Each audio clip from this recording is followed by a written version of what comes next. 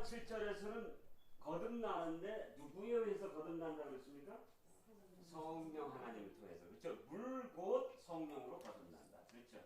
물 곧 성령으로 거듭나는 경험이 아래에서부터 생겨나는 겁니까? 아니면 위에서부터 생겨나는 겁니까? 위에서부터 나오는 것이라는 걸 요한복음 8장에 가시면 알게 됩니다. 성령으로 거듭나게 되는데 성령으로 거듭나게 되는 비결이 무엇인지를 바로 3장 14절이 우리에게 가르쳐 줍니다. 그렇죠? 그건 뭡니까? 우리 목사님 슬러버스 하나 드리죠. 성령으로 거듭나는데 성령으로 거듭나게 되는 그 비결이 뭐라고요? 여기 하나 있겠습니다. 예. 비결이 뭐라고요? 예. 성령 하나님이 여러분과 저를 무엇으로 어디로 이끈다고요? 십자가의 체험으로 우리들을 이끈다는 그런 말씀입니다. 그렇죠? 성령 하나님께서 여러분과 저를 십자가로 이끌 때에 우리가 진정한 변화를 체험할 수 있다라고 하는 사실들을 우리가 여기서 보게 됩니다. 자, 그러면 이제 그 다음 페이지로 가시면 이제 그게 첫 페이지 말씀이고요. 자, 그 다음 페이지로 가시면 자, 십자가를 통하여 성령 하나님께서 여러분과 저에게 어떠한 변화를 일으키시는지 거기에 우리가 자세하게 나와 있습니다. 성령 하나님께서 여러분과 저를 십자가로 이끄실 때에 바로 하나님의 무엇과 접하게 됩니까? 고린도서 1장 18절에 보니까 다 같이 한번 읽어보실까요? 십자가의 도가 멸망하는 자들에게는 미련한 것이요 구원을 얻는 우리에게는 하나님의 뭡니까? 능력이니라. 그러니까 여러분과 저가 성령 하나님을 통해서 성령 하나님께서 여러분과 저를 십자가로 인도하시면은 여러분과 저가 누구의 능력을 체험합니까? 하나님의 능력을 체험합니다. 하나님의 능력을 체험합니다. 근데 그 하나님의 능력이 도대체 어떤 능력입니까? 십자가를 통하여 나타난 하나님의 능력은 어떤 능력일까요? 이제 그것을 설명하는 것이 로마서 5장 8절입니다. 다 같이 한번 읽어보실까요? 우리가 아직 죄인이 되었을 때에 그리스도께서 우리를 위하여 죽으심으로 하나님께서 우리에게 대한 자기의 무엇을 사랑을 확증하셨느니라. 자, 성령 하나님이 오시면 누가 오십니까?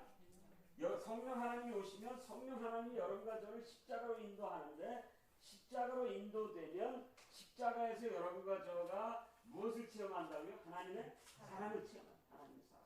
하나님의 사랑을 체험하면 우리가 체험한 하나님의 사랑이 여러분과 저를 변화시키는 능력을 준다는 말입니다. 그렇죠?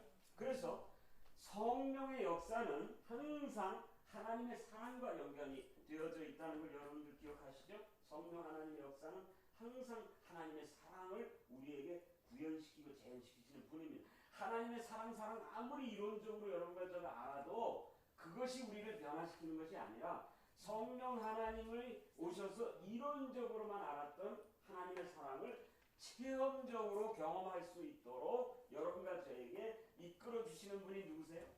성령 하나님. 지난번에도 우리가 성경 공부했습니다만 성령 하나님이 우리에게 하나님의 사랑을 우리가 깨닫게 해주신다는 성경절 말씀들이 여러 군데가 있습니다. 우리가 잠시 한번 복습하는 의미로 한번 살펴보십시오. 성령 하나님이 오시면 어떻게 하나님의 사랑이 오는가? 자, 로마서에서 성령장이 있는데 로마서에 아주 그냥 뭐예요? 아주 그냥 그 상아탑이라고 할 수 있는 Pinnacle of Romans 라고 할 수 있는 책이 있는데 로마서에서 몇 장입니까? 8장. 로마서 8장이 성령장이죠. 자, 여러분 쭉 한번 간단히 살펴보시면요. 로마서 8장을 살펴보시면은 벌써 8장 처음서부터 성령에 대한 말씀이 계속 나오지 않습니까? 그렇죠? 예, 여러분 14절에도 보면 다 같이 한번 읽어보실까요? 무릇 하나님의 영으로 인도하심을 받는 그들은 하나님의 아들이라. 너희는 다시 무서워하는 종의 영을 받지 아니하고 양자의 영을 받았으므로 16절입니다. 다 같이 16절 보십시오. 시작. 성령이 친히 우리 영으로 더불어 우리가 하나님의 자녀인 것을 증거하시느냐. 그 다음에 거기 유명한 성경절이죠. 26절 시작.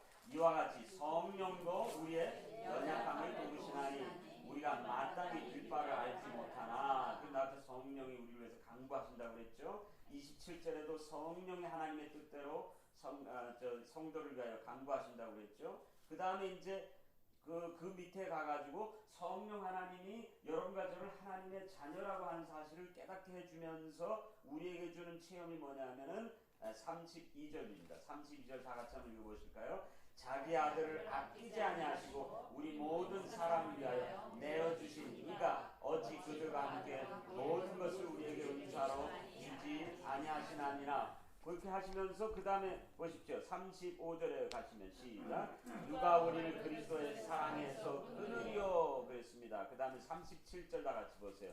그러나 이 모든 일에 우리를 사랑하시는 이로 말미암아 우리가 넉넉히 이기느니라. 그렇죠. 성령이 오시면 하나님의 사랑이 체험됩니다. 성령이 오셔야만 합니다. 그래서 성령이 오셔야만 하나님의 사랑이 여러분과 저의 삶 속에 액티베이트돼서 마치 전화기가 있어도 전화기를 액티베이트하지 않으면 아무 의미가 없는 것처럼 여러분과 저의 인생이 성령이 오셔서 하나님의 사랑으로 여러분과 저의 여러분과 저의 영혼을 무엇해 주셔야 돼요? 액티베이트 해주셔서 여러분과 저가 하나님 안에서 살게 될 때에 하나님의 능력이 우리에게 온다. 그래서 하나님께서 성령을 통해서 우리에게 주시는 십자가의 능력은 무슨 능력입니까?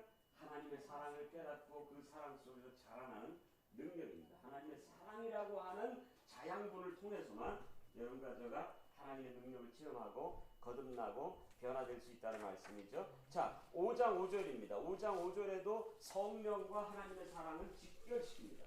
성령이 오셔야 하나님의 사랑이 옵니다. 아무리 말로 떠들어도 아무리 여러분과 저가 교회를 오래 다녀도 성령 하나님이 오시지 아니하시면 우리는 아무 정말 짝에 쓸 수 없는 뭐라고 합니까? 성경을 보니까 마른 막대기 같은 존재가 될 수밖에 없어요. 5장 5절입니다. 성령과 함께 오는 하나님의 사랑. 다 같이 읽어보실까요? 시작. 소망이 부끄럽게 아니함은 우리에게 주신 성령으로 말미암아 하나님의 사랑이 우리 마음에 문과 되니. 기가 막히죠? 성령이 오셔야 하나님의 사랑이 오고 하나님의 사랑이 와야 하나님의 능력이 옵니다. 아멘입니까? 네. 자, 성경 한 절만 더 보십시다. 이미 우리가 폈으니까요. 에베소서 3장에도 보니까 에베소서 3장에서 성령 하나님을 얘기하면서 성령 하나님과 하나님의 사랑의 역사의 체험을 기가 막히게 연결을 시켜 놨습니다. 에베소서입니다. 에베소서 3장. 에베소서 1장은 그리스도 안에 있는 우리의 정체감을 얘기하고 에베소 2장은 그리스도 밖에 있는 우리의 정체감이고 에베소서 3장에서는 성령 안에 있는 우리의 정체감이고 4장에서는 교회 안에 있는 그리스도의 정체감이고 5장에서는 관계 속에 있는 우리의 정체감이고 6장에서는 온 우주의 각 시대의 대쟁투 속에 있는 여러분과 저의 정체감을 우리 에베소서는 설명하는데 에베소서 3장에 가시면은 거기에 기가 막히게 여러분과 저에게 성령 하나님과 하나님의 사랑의 체험 역사가 어떻게 오는지 설명해 놨습니다. 3장 15절부터 다 같이 한번 보시도록 하십시다. 시작. 이름을 주신 아버지 앞에 무릎을 꿇고 비노니 그 영광의 풍성을 따라 그의 성령으로 말미암아 너희 속사람을 능력으로 강건하게 하옵시고. 그렇죠? 어떻게 강건하게 하십니까? 17절에 다 같이 오시죠. 시작. 믿음으로 말미암아 그리스도께서 너희 마음에 계시게 하옵시고 너희가 사랑 가운데서 뿌리가 박히고 터가 굳어져서 하면서 쭉 나옵니다. 19절 다 같이 보시죠. 그 넓이와 길이와 높이와 깊이가 어떠함을 깨달아 하나님의 모든 충만하신 것으로 너희에게 충만하게 하시기를 구하노라. 여기 또 하나의 이퀘이션이 나오는데 또 하나의 신앙적인 이퀘이션이 나오는데 성령 하나님이 오시면 예수 그리스도가 오십니다. 성령 하나님이 오시면 예수 그리스도가 오십니다. 예수 그리스도가 오시면 예수 그리스도의 십자가가 깨달아집니다. 예수 그리스도의 십자가가 깨달아지면 하나님의 사랑이 우리의 마음에 있게 됩니다. 성령이 오시면 그리스도가 오고 그리스도가 오면 십자가의 사랑이 우리의 가슴에 자리를 차지하게 된다는 놀라운 사실입니다. 그래서 성령 하나님의 역사는 너무나 중요하다고 하는 사실을 우리가 깊이 체험하면서 여러분과 저가 성령 하나님의 역사가 없으면 우리는 마른 막대기고 우리의 사역은 아무 의미가 없고 여러분과 저의 신앙은 아무 능력도 가질 수 없는 무력한 존재가 된다고 하는 사실을 우리가 깊이 깨닫고 성령 하나님에게 전적으로 의존하는 성령 하나님에게 모든 우리의 힘을 구하는 그런 삶이 되어야 될 것이라는 것을 우리가 여기서 확신합니다. 그 다음에 성경절인데요. 우리는 십자가에 못 박힌 그리스도를 전하니, 다 같이 한번 보실까요? 우리는 십자가에 못 박힌 그리스도를 전하니 유대인에게는 거리끼는 것이요 이방인에게는 미련한 것이로되 오직 부르심을 입은 자들에게는 유대인이나 헬라인이나 그리스도는 하나님의 뭐예요? 하나님의 능력이요, 그 다음에 하나님의 지혜니라 그랬습니다. 이제 하나님의 능력이 무엇인지를 공부했죠? 그 능력은 뭡니까? 하나님의 사랑입니다. 하나님의 사랑이 어떻게 옵니까? 성령을 통하여 예수 그리스도가 우리의 마음에 자리를 차지하게 될 때. 그래서 십자가는 여러분과 저의 가슴 속에 예수 그리스도의 사랑을 못 박혀주게 하는 놀라운 역사를 준다고 하는 사실을 우리가 보게 됩니다. 근데 이 십자가 체험이 무엇인지 우리가 이제 앞으로 또 자세하게 공부할 수 있는 기회를 갖도록 하겠습니다. 자, 두 번째, 성령 하나님이 우리를 십자가에 이끌어서 하나님의 사랑을 깨닫게 해주고 하나님의 능력을 경험하게 해주어서 우리의 삶 속에 변화를 가져다 올 뿐만 아니라, 두 번째, 십자가에서는 놀라운 교환이 이루어졌는데 우리가 잠시 한번 지난번에 공부했지만 살펴보도록 합시다. 십자가에서 이루어지는 놀라운 교환, 익스체인지가 이루어졌는데 그것은 간단히 지난번에 말씀드렸던 것처럼 예수님이 누구의 자리를 가져가고요? 우리의 자리를 가져가고, 그 다음에 예수님이 우리의 자리에 오시고 또 우리가 뭐예요? 예수님의 자리에 앉게 된, 그게 십자가에서 이루어진 놀라운 교환인데 여러분들이 한번 빈칸에 어떻게 채울 수 있나 보십시오. 죄를 성경에서 정의하기를 뭡니까? 예수님과 영원히 분리되는 게 죄입니다. 성경에서 영원히 예수님과 분리되는 것, 그 영원한 죽음, 그게 죄인데, 죄는 예수님께서 가져가시고 예수님의 뭡니까? 자리. 예수님의 의는 예수님의 생명, 또 예수님과 영원히 친밀하게 있는 바로 그 자리입니다. 사랑의 자리입니다. 예수님과 하나님과 영원히 가까이 있는 그 예수님의 의는 우리에게 주셨습니다. 기가 막힌 거죠. 네. 그래서 여러분과 저가 그리스도 안에서 십자가를 바라볼 때에 여러분과 저가 예수님의 의로 우리가 채워지는 그런 놀라운 경험들을 다 하게 된다는 말씀을 했습니다. 그래서 결국은 십자가 체험이 여러분과 저에게 순간마다 와야지만 우리가 어떻게 됩니까? 새 사람으로 거듭날 수 있다는 놀라운 사실들을 우리 여기서 보게 됩니다. 십자가에 이루어진 가장 놀라운 그 교환에 대해서는 고린도후서 5장 21절에 기가 막히게 얘기했습니다. 다 같이 한번 살펴보시죠. 시작. 하나님이 죄를 알지 못하신 자로 우리를 대신하여 죄를 삼으신 것은 우리로 하여금 저희 안에서 하나님의 의가 되게 하려 하심이라 그랬습니다. 그러므로 여러분과 저가 자꾸 죄악들을 안 지으려고 애씀으로 죄를 이기고 승리할 수 있을까요? 그렇게 노력해봤는데 됩니까? 안 됩니까? 안 돼요. 죄를 안 지으려고 하면 할수록 뭐예요? 더죠. 염려와 걱정을 안 하려고 하면 할수록 염려를 더 해요. 예. 염려를 하는 것에도 또 염려하게 되죠.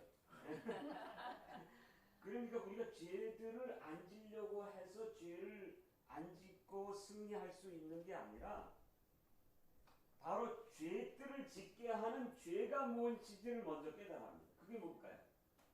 죄들을 짓게 하는 죄, 요한복음 16장에서 공부하게 됩니다. 이제 나중에 더 자세하게 하겠습니다.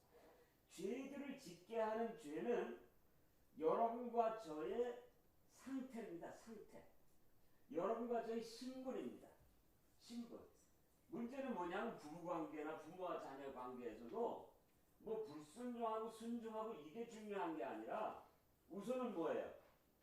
서로를 향해서 가지고 있는 뭐가 중요합니까? 마음의 태도죠. 태도. 마음의 태도가 삐뚤어지면은 뭐 아무리 순종하는 것처럼 보여도 친밀감은 없습니다. 그래서 가장 중요한 것은 죄는 하나님과 여러분과 저를 영원히 분리되게 만들어 놓은 그 분리되어진 상태 그 자체가 죄입니다. 그러니까 여러분과 저가 죄를 짓지 않아도 죄인의 상황 속에 있다는 사실을 우리가 깨달아야 돼요. 예? 내가 무슨 죄를 짐으로 죄인이 되는 게 아니라 여러분과 저가 하나님과의 관계에서 있는 상태와 상황이 하나님과 가까운 것을 못 느끼고 하나님을 멀리 느끼고 하나님에 대한 두려움을 갖고 하나님에 대한 우리의 마음속의 죄책감이나 하나님에 대한 어떤 그 뭐예요 shame, 부끄러움이나 이런 것들로 우리가 가득 차 있다고 한다면은 그 상태 자체가 그거 뭡니까? 그게 죄입니다. 그죠? 그게 죄예요. 근데 그 상태가 잘못됐기 때문에 우리의 모든 생각과 우리의 모든 느낌과 우리의 모든 삶 자체가 어떻게 되는 겁니까? 잘못 가는 겁니다. 제대로 갈 수가 없는 겁니다. 그러므로 하나님이 오셔서 여러분과 저에게 가장 먼저 해야 되는 건 뭐예요? 자리가 우리의 상황을 우리의 자리를 새로운 자리로 예수님의 자리로 옮겨 놓으셔서 성령의 사랑으로 우리를 양육하시고 그래서 우리의 마음과 생각과 뜻이 달라지고 가장 달라지는 건 뭐냐면요. 성령 하나님이 오셔서 여러분과 저에게 가장 먼저 하는 게 뭐겠습니까? 요한복음 14장부터 나오는 그 성령을요. 한국말에는 보혜사라고 했는데 보혜사라고 하는 말이 헬라어로 파라클레토스입니다. 그 파라클레토스는 옆에 바짝 다가앉아 계시다라는 뜻입니다. 사랑하는 사람들이 큰 벤치에 앉을 때 어떻게 앉습니까? 아니 넓으니까 당신 저희하고 난 여기 가고 그렇습니까? 미국에서 자동차를 운전하다 보면 그 앞에 타고 가는 그 트럭을 타고 가는 젊은이들이 말이에요. 자리가 이렇게 큰데 어떻게 해요? 머리는 둘인데 몸은 하나야. 얼마나 바짝 붙여서 가는지. 예? 그래서 그 심리학에서는 데이트할 때에 남자 여자가 만나서 서로 남남이 만나가지고 데이트를 하다가 가까워지잖아요. 친해지잖아요. 그러면 하나가 되는 과정을 거친대요. 그게 뭐냐면 영어로는 심비오시스라고 합니다. 하나가 되는 과정을 거치는데 하나가 돼서 이제 뭐 다른 사람은 보이지도 않아요. 그렇죠? 그 다른 사람들이 볼 때는 뭐예요? 아, 저 사람들 정신이 나갔구나 지금. 뭐 누가 있는지도 모르고 뭐 서로 보면 그냥 뭐 허우적거리고 헐렐레하고 그러지 않습니까? 정신 나간 사람들처럼 그런 심비오시스 과정을 거치는데 이제 그것이 건강하게 거친 다음에는 건강하게 또 분리되는 과정을 간대요. 그래서 너의 삶도 있고 나의 삶도 있고 숨 쉴 수도 있고 자기 할 일에도 포커스하고 이렇게 하는데 어떤 부부들은 심비오시스 과정을 거쳐가지고 하나가 된 다음에는 죽을 때까지 하나가 돼서 가요. 그래서 막말로 화장실 갈 때만 빼고는 어디야? 항상 같이 다녀요. 미국 사람도 그런 사람들이 있어요. 차 하나만 가지고 그냥 같이 다니고 뭐든지. 예. 근데 그게 건강할까요? 건강하지 않을까요? 대단히 건강할 것 같은데. 근데 한 사람이 가면 이건 어떻게 됩니까? 그래가지고 이렇게 심비오시스 살던 부부가 플로리다에 있었는데 뭐 90몇 살인가 80몇 살의 부부가 있었는데 양로까지 같이 간 거예요. 근데 베드는 이제 따로 쓰고 이렇게 옆방에 그렇게 하는데 매일 가서 만나고 근데 할아버지가 먼저 더 들어누워가지고 못 일어나시니까 할머니가 맨날 와서 손잡아주고 이제 이렇게 했는데 할아버지가 가셨어요. 할아버지 가시고 난 뒤에 2시간 만에 그 와이프가 간 거예요. 기가 막히죠 그런 것들은요. 근데 파라클레토스라고 하는 그 말이 여러분과 저가 이 죄 때문에 하나님과의 관계에서 하나님과 정말 우리가 얼마나 하나님이 우리에게 얼마나 가까이 와 계시다고 하는 것을 우리가 체험하고 느끼고 경험하지 못해요. 아무리 가까이 계시다고 해도 우리는 자꾸 뭐예요?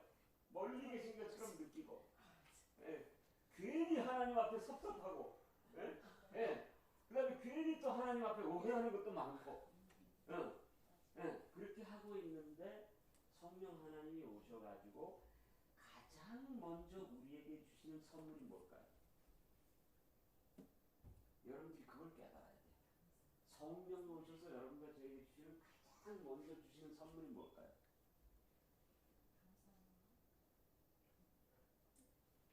무엇일 것 같습니다. 너희들이 이렇게 사니까는 하나님에게서 이렇게 멀리 있지 하는 그런 메시지일까요? Korean parents do that, right?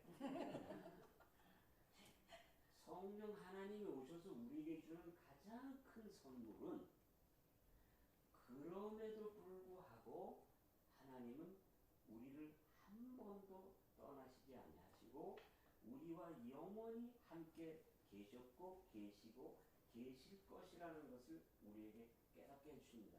성령 하나님이 오셔서 여러분과 저에게 주시는 가장 먼저 죄인에게 주시는 가장 먼저 주시는 하나님의 축복은 뭔지 아십니까? 함께 하시는 축복.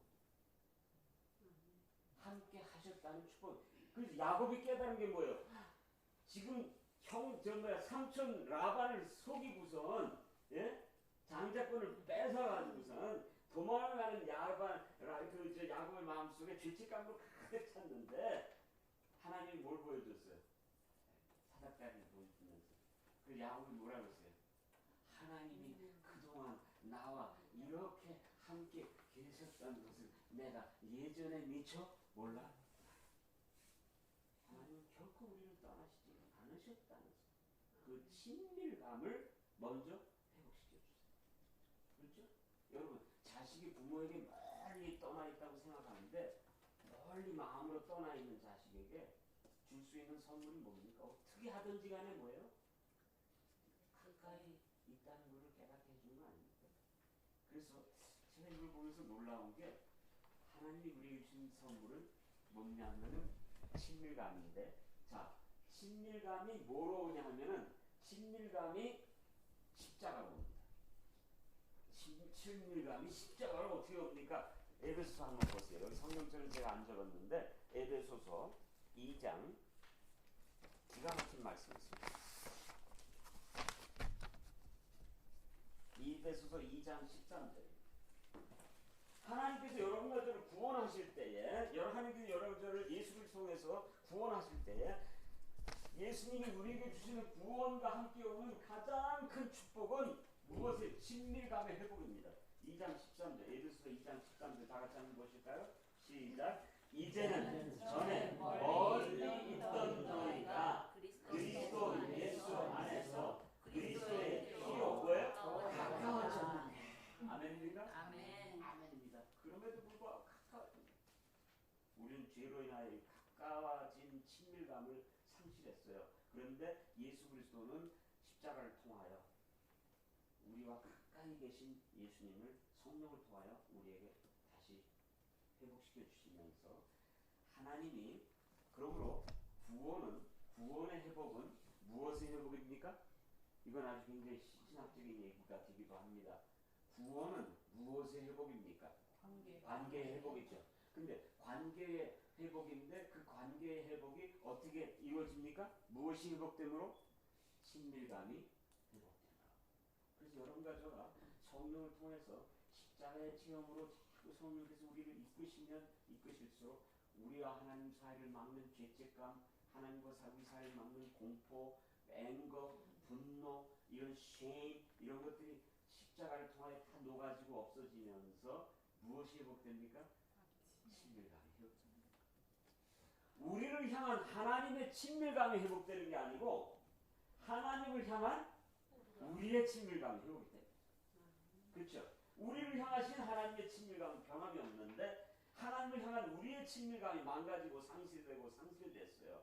성령 하나님이 오시면 그 친밀감이 회복이 됩니다. 그래서 구원의 궁극은 무엇인가? 예? Restoration of intimacy입니다. 친밀감의 회복입니다. 그래서 부부 사이도 부모와 자녀 사이도 성도들 사이에서도 예수의 십자가로 여러분과 저가 예수 그리스도와 가까워지면 우리들 성도의 관계에서도 무엇이 회복됩니까? 친밀감이 회복됩니다. 친밀감이 회복됩니다. 친밀감의 회복이 구원의 근거입니다. 그러면 하나님 아버지, 아들 하나님, 성령 하나님이 나누시는 영생의 생명은 어떤 생명일까요? 친밀감을 나누는 사랑의 관계인 것이죠. 그렇죠? 예, 그 인티머시의 놀라운 테올로지가 여기서 시작된다는 말씀을 드립니다. 이 죄의 문제는 반드시 해결돼야 됩니다. 왜냐하면 친밀감을 깨트리고 망가지게 하는 것이 죄악이기 때문입니다. 그렇죠? 그 죄악의 그 중심에는 또 이고가 있습니다. 이고는 서로를 연결시키는 게 아니라 서로를 자꾸 갈라서게 하고, 나와 너의 다른 점에 포커스를 하게 하고, 그렇기 때문에 죄의 죄가 십자가에 달려 없어져야죠. 그리스도만이 우리의 삶 속에 궁극적인 모습을 차지해야 합니다. 자, 그러면 그 다음 우리가 공부하겠습니다. 자, 그럼 십자가 이루어진 놀라운 교훈에 대한 공부를 그 정도 했고요. 그 다음에 오늘 요거만 더 공부하고 이제 십자가에서 나타난 하나님의 지혜에 대해서는 제가 갔다 와서 함께 나누도록 그렇게 해야 되겠습니다. 자, 그러면 십자가가 성경에 얼마나 중요한 중심 사건인지를 한번 공부하겠습니다. 그래서 여러분과 제가 성경을 공부할 때 십자가를 계속 발견할 수 있게 되기를 바랍니다. 자, 십자가가 성경의 중심인 그 증거가 어떤 증거가 있습니까? 십자가가 성경의 중심인 것을 여러분들이 어떻게 압니까? 지난번에 잠깐 나눴죠. 십자가가 왜 성경의 중심입니까?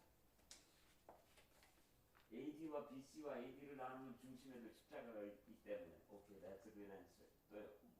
십자가가 왜 성경의 중심일까요? 성경 한 가운데 있으니까요. 그것도 또 좋은 answer입니다. 생명이 시작되니까요. 또요. 거듭남과 예, 예, 그렇죠. 지금 말씀하시는데 요한복음 3장만 봐도 성경의 중심이 십자가입니다. 그렇죠? 그렇죠? 십자가가 중심이 되어 있고 거듭남이 있고 그를 눈알고 만난 마음이. 요한복음 3장만 봐도 현미경적으로 십자가가 중심입니다. 그렇죠? 네. 그런데 여기 보십시오. 성경 전체를 보면 성경 전체에서 가장 많이 나타나는 사건이 십자가 사건입니다. 구약은 예수님이 십자가를 지실 것에 대한 예표였고 신약은 예수님이 십자가를 지셨다는 것에 대한 증명이었고 그 다음에 다시 오시는 예수님은 십자가를 지시고 부활하셔서 승리하신 예수님의 모습입니다. 그러므로 성경은 창세기부터 계시록까지 전부 다 십자가에 대한 이야기입니다. 십자가. 자, 잠시 우리가 쭉 살펴볼까요? 제가 성경절을 쭉 적어놨습니다. 창세기 3장 15절 십자가입니다. 예? 그렇죠? 뭡니까? 사단이 또 예수님의 발꿈치를 상하게 하고 용의 자손들이 예수님의 발꿈치를 상하게 하고 예수님께서는 그의 머리를 상하게 하신다는 것. 죽음이죠. 예수님의 죽음입니다. 십자가입니다. 3장 2절, 3장 21절인가요? 제가 잘못 쓴 것 같으네요. 가죽옷에 대한 사건이 나옵니다. 그것도 십자가죠. 양을 잡아서 제사 지냄으로 가죽옷을 만들어졌죠. 4장 4절에 양 잡는 제사, 그것도 십자가입니다. 그렇죠? 창세기 12장 7절에 창세기 12장 7절에 어린 양을 친히 준비하신 그 사건, 22장이죠. 22장에 나타난 어린 양을 준비하신 사건도 십자가입니다. 창세기 12장에 다른 자손을 일컬지 않고 그 한 자손, 그 one seed, 바로 그 한 씨가 나와서 그 씨가 복의 근원이 되겠다고 하는 그 씨는 곧 예수 그리스도 어린 양이 되신 예수님을 상징했죠. 출애굽기 12장으로 넘어가서 예수님이 뭐예요? 6월절에 어린 양이 됐습니다. 그래서 패스오버 하죠. 예수님의 피를 거쳐야만 정말 그들이 죄의 모든 그 역사에서부터 자유할 수 있는 것들. 이사야 53장에도 찔리고 상하신 예수님 어린 양의 모습입니다. 요한복음 1장 29절에도 세상 죄를 지고 간 하나님의 어린 양의 모습입니다. 요한복음 2장에도 물이 포도주가 되는 모습을 보면서 예수님의 십자가가 나타납니다. 3장 14절에도 예수님의 십자가입니다. 12장 32절에도 예수님의 십자가입니다. 자, 계시록만 해도 예수님의 십자가가 얼마나 많이 나올까요? 자, 5장 6절에 죽임당한 어린 양, 5장 8절 보좌 앞에서 24장로들의 경배를 받으시는 어린 양, 5장 12절에 능력, 구, 지혜, 힘, 존귀, 영광, 찬송을 받으기 합당하신 어린 양. 그래서 온 우주 세계의 중심인 하나님의 보좌의 중심에 누가 앉아 있습니까? 어린 양이 앉아 있어요. 어린 양이. 근데 그 어린 양은 죄를 이기시고 죽으시고 승리하신 어린 양의 모습이 있죠. 그 다음에 6장 1절, 5절, 7절에 일곱인을 떼시기에 합당하신 어린 양입니다. 6장 16절에 어린 양의 진노가 나옵니다. 7장 9절, 10절, 14절, 17절에 우주의 중심에서 경배를 받으신 어린 양. 자, 잠시 소개만 해도 더 많습니다. 계시록에 이 어린 양에 대한 이야기만 해도 굉장히 많이 있습니다. 제가 정확하게 모르는데 20번 이상이나 있습니다. 어린 양의 모습이. 그러면 요한 계시록의 중심도 뭡니까? 아마겟돈입니까?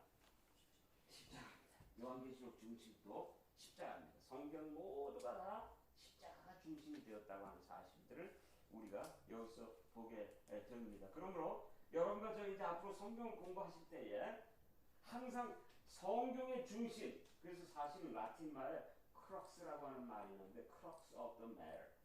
그 일의 가장 중요한 핵심이 뭐냐라고 할 때 crux of the matter이라고 하는데 그 crux라고 하는 말의 어원이 뭐냐면 그 중심이란 말의 어원이 뭐냐면 십자가입니다.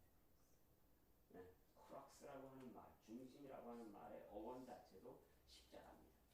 십자가가 여러분과 제 삶의 또 성경의 중심입니다. 그러므로 우리가 성경의 모든 사건과 모든 주제를 걸 수 있는 옷걸이가 됩니다. 굉장히 중요한 말씀이죠.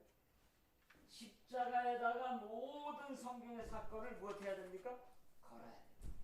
여러분, 그렇죠? 십자가를 통하여 모든 것들이 깨달아지고 이해되어져야 합니다. 그러므로 여기 제가 이렇게 써봤습니다. 성경의 가장 중심이 되는 주제는 예수 그리스도의 무엇이다? 십자가입니다. 그 십자가 위에서 모든 성경의 진리들이 가지런히 정리되고 모여져야 합니다. 자, 그러면 오늘 마지막으로 던지는 질문입니다. 성경의 중심이 왜 십자가일까요? 성경의 중심이 십자가라는 것이 여러분과 저에게 무슨 상관이 있습니까? 사랑이죠. 예, 그렇습니다. 성경의 중심이 십자가인 것은 성경의 중심이 예수 그리스도의 성품, 사랑의 성품을 대언하고 대표하고 표현하는 것이기 때문에 그렇죠? 성경의 각 페이지마다 각 장마다 각 사건마다 십자가가 서려져 있는 것은 예수님의 십자가의 피가 흥건히 적셔져 있는 것은 한치의 차고나 오차도 없이 여러분과 저의 삶 속에 예수 그리스도가 여러분들을 얼마나 뭐예요?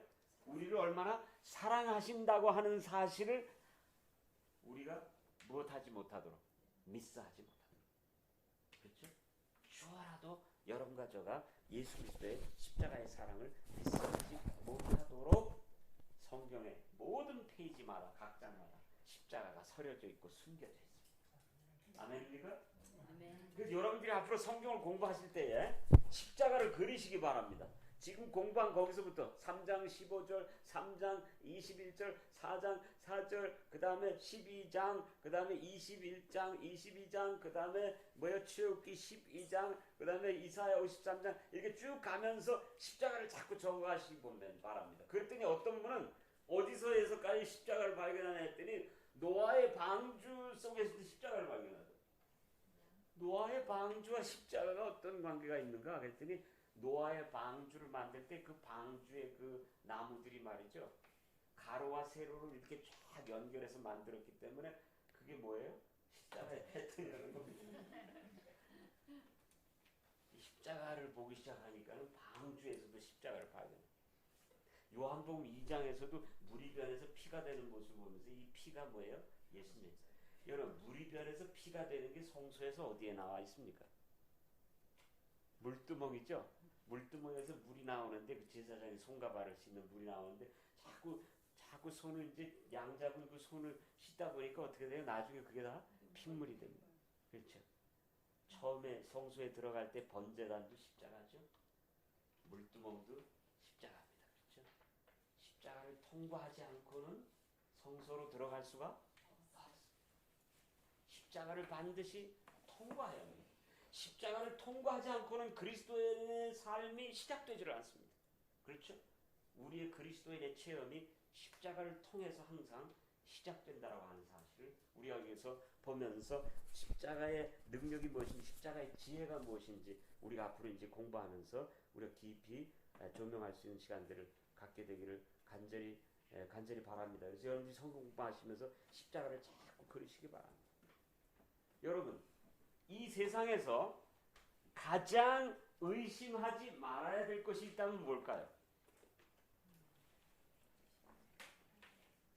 예? 이 세상에서 가장 여러분과 제가 의심하는 것도 또 의심하지 말아야 되는 것도 의심하지 말아야 되는 것이 있다면 무엇일까요? 하나님의 사랑입니다. 그래서 늘 제가 강조하는 게 뭐냐면 우리는 고난을 보면서 하나님의 사랑을 보니까 이게 헷가닥합니다. 그렇죠. 고난을 보고 환난을 보고 하나님의 사랑을 보면 하나님 사랑이 이게 믿어지지가 않고 받아들여지지가 않아요.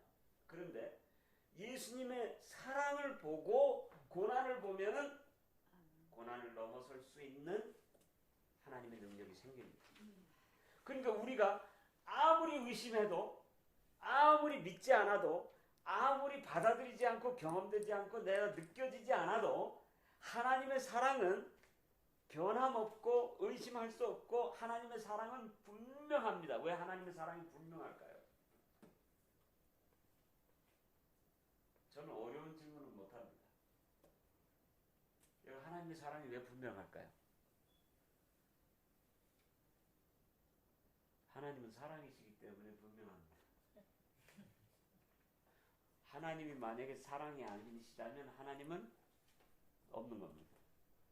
하나님은 사랑이세요. 분명합니다. 우리가 느끼지 못하는 것 뿐이지. 근데 그 사랑을 사랑으로 체험하고 느끼고 우리를 거듭나게 하고 우리를 변화시키는 것은 성령이고 성령 하나님이 그 사랑을 체험하도록 하기 위하여 우리를 어디로 이끕니까? 십자가로 이끕니다. 자, 그럼 한 가지 더 질문하고 오늘 우리가 결론 맺읍시다. 십자가가 먼저 있었을까요? 창조가 먼저 있었을까요?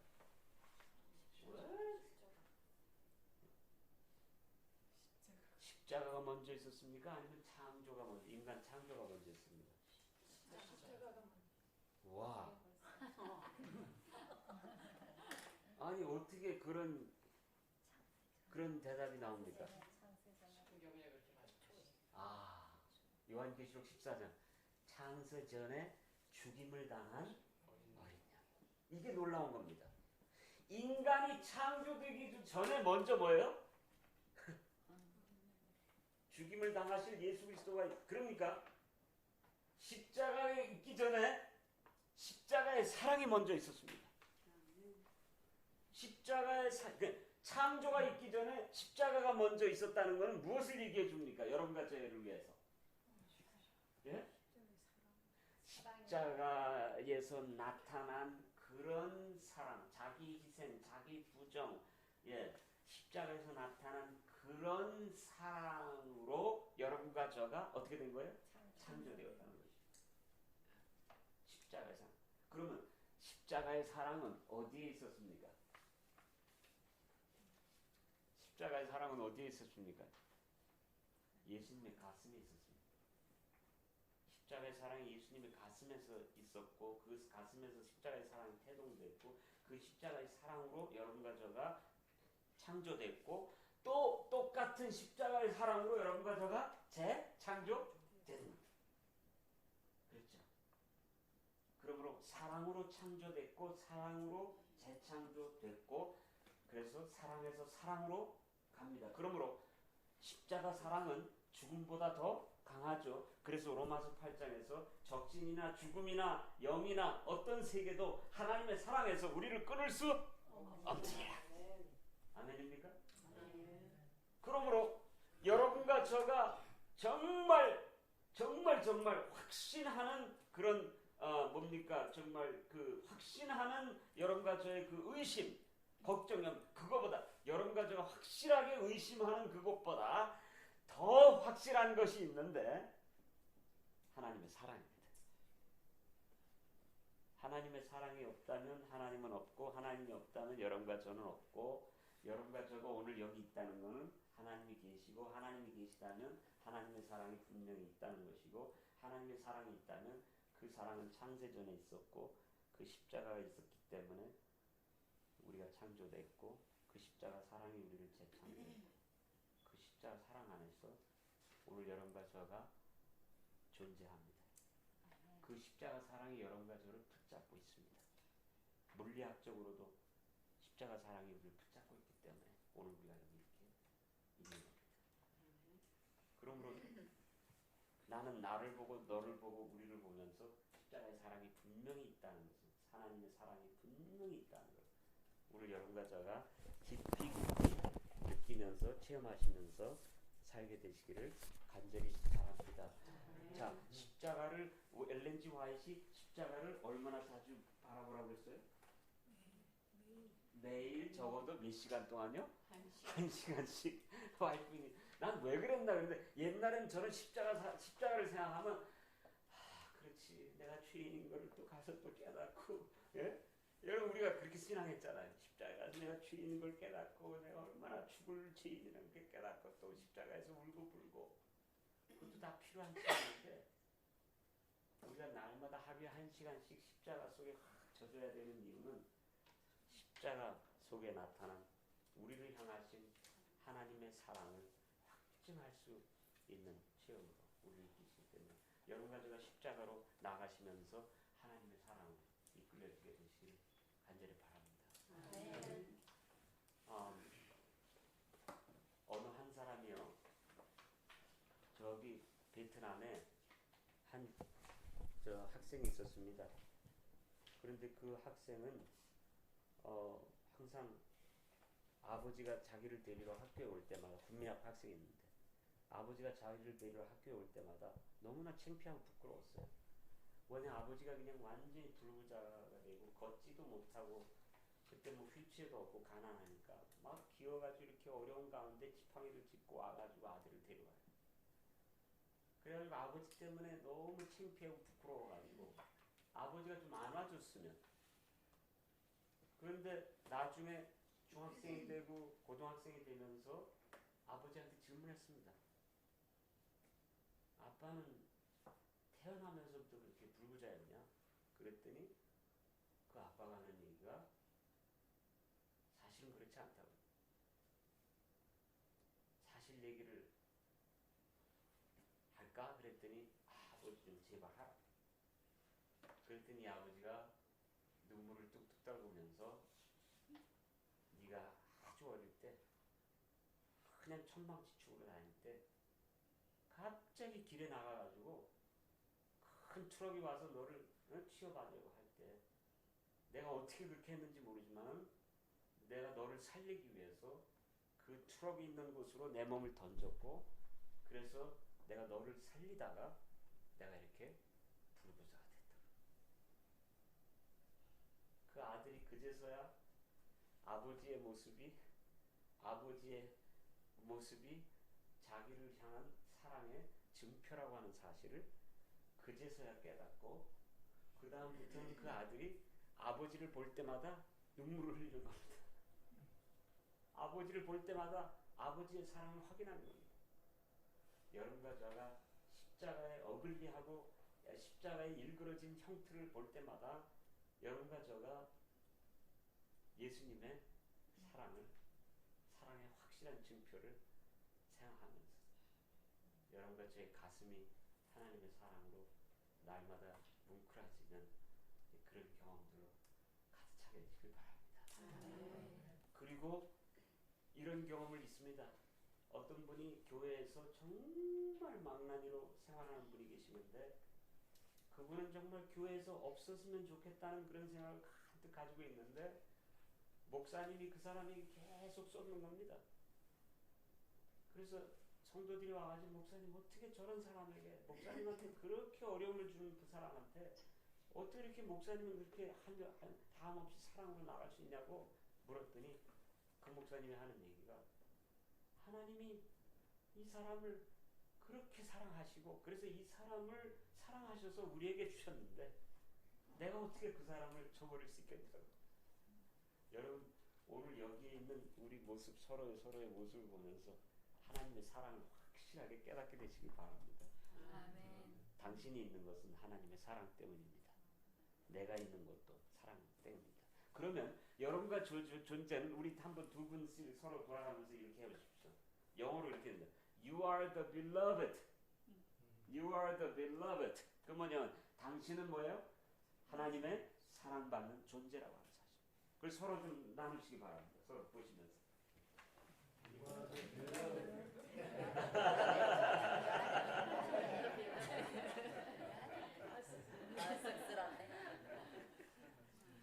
자, 그러면 오늘 거기까지 했고요. 이제 그 다음 거는 좀 시간이 좀 걸리는 일이기 때문에 제가 오늘은 더 이상 할 시간이 없고요. 여러분들 많이 했으면 하고 제가 이제 다녀올 때까지 여러분 잘 계시고 우리 장영긴 목사님 한국에서 서중환 학교에서 그 어린이 봉사 부하고 어린이 부하고 또 청소년부 아주 활동 많이 하시고 소그룹 활동 많이 하시고 그래서 아마 장영기 목사님만이 또 주실 수 있는 축복으로 여러분들에게 바쁘신 가운데 오셔가지고 아마 귀한 성경 말씀을 나누어 주실 겁니다. 기대가 되고요. 오셔서 수고해 주시고 여러분 적극적으로 참여해 주시고 다시 한번 감사드립니다. 목사님 감사드리고요. 또 여러분들 친한 시간 갖게 되길 바라고요. 자 오늘 말씀을 마치면서 한두 분 정도 오늘 말씀을 공부하면서 이런 말씀을 꼭 기억하고 지켜야 되겠다 하는 말씀들 있으면 좀 나누시고 우리 서로 기도하고